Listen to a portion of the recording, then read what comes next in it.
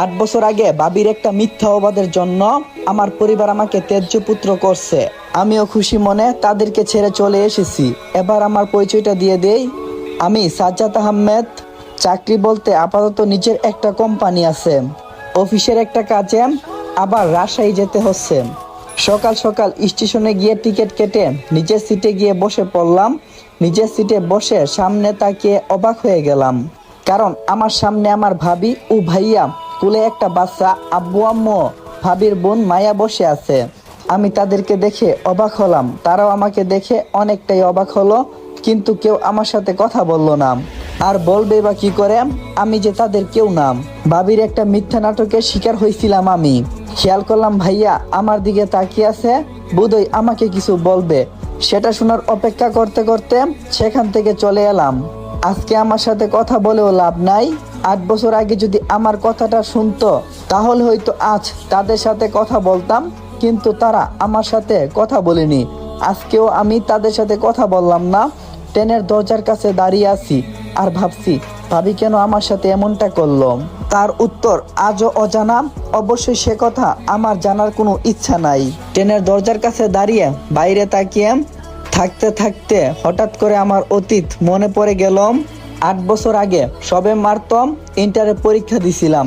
পরিবার বলতে আমি, আব্বু এবং ভাইয়া। একদিন নিজের রুমে বসে বসে ফেসবুক চালাচ্ছিলাম। তখনই আব্বু আমার রুমে এসে আমার হাতে কয়েকটা কার্ড ধরিয়ে দিয়ে বললেন, এই নে তোর বড় ভাইয়ের বিয়ের কার্ড, তোর বন্ধু বান্ধবকে দিয়ে বিয়েতে আসতে বলবি। আমি কার্ডগুলো একটু খুলে দেখলাম, ভাইয়ার বিয়ের কার্ড। বিয়ের সময় দেখলাম পরশু বিয়ে ঠিক করছে, আমাকে বলল না। আর আব্বু আমার পাশে বসে বললেন, এই যে এখন বললাম, তুই কি তোর ভাইয়ের বিয়েতে থাকবি না? আমি কার্ডগুলো টেবিলের উপরে রেখে বললাম, আমাকে কেউ দেখছো কারো বিয়েতে থাকতে? আর এসব আমার ভালো লাগে না, যার জন্য আমি তাকি না। তখন আব্বু বলল, ঠিক আছে, তুই যেহেতু থাকবি না, এতে তো আমার কোনো কিছুই করার নাই। তাহলে কোথায় যাবি এবার? আমি বললাম, ভাবছি কক্সবাজার যাব। আব্বু বলল, ঠিক আছে। তখন আব্বু কিছু না বলে সেখান থেকে চলে গেলেন। পরের দিন ভাইয়ার বিয়ের কার্ডগুলো আমার বন্ধুদেরকে দিয়ে রাতে বাসে করে রওনা দিলাম কক্সবাজারের উদ্দেশ্যে।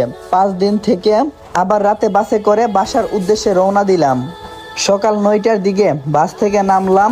তারপর একটা রিক্সা নিয়ে বাসার সামনে এসে কলিং বেল বাজালাম। একটু পর কেউ একজন এসে দরজা খুলে দিল। এটা আপাতত কোনো মেয়ে। মেয়েটিকে প্রথম দেখেই আমি হা হয়ে গেছি, একদম পরীর মতো দেখতে। আমি সেদিন খেয়াল করলাম না, নিজের রুমে চলে এলাম। মেয়েটি আমার ভাবিও হতে পারে, বলা যায় না। আমি এখনো ভাবির কোনো ছবি দেখিনি।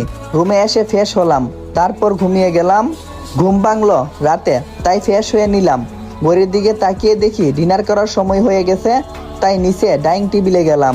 গিয়ে দেখি সবাই সেখানে বসে আছে। আমিও তাদের সাথে বসলাম। তবে ডাইনিং রুমে 2জন অচেনা মেয়ে বসে আছে। বুঝলাম একজন আমার ভাবি, তবে আরেকজনকে সেটা বুঝতে পারলাম না। চেয়ারে বসেছিলাম, তখন ভাইয়া মেয়েগুলোর ভিতরে একজনকে দেখিয়ে বলল, সাজ্জাদ, এটা তোর ভাবি। আমি ভাবির দিকে তাকিয়ে মিষ্টি একটা হাসি দিয়ে বললাম, ভাবি ভালো আছেন? ভাবি আমার দিকে বিরক্ত করে একটা ভাব নিয়ে বলল, ভালো আছি। আমি বুঝে গেলাম ভাবি আমার সাথে কথা বলতে চাই না, তাই তখন আমি কোনো কিছু বললাম না।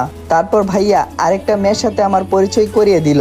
মানে সকালে যে দরজা খুলে দিয়েছিলাম সেটা।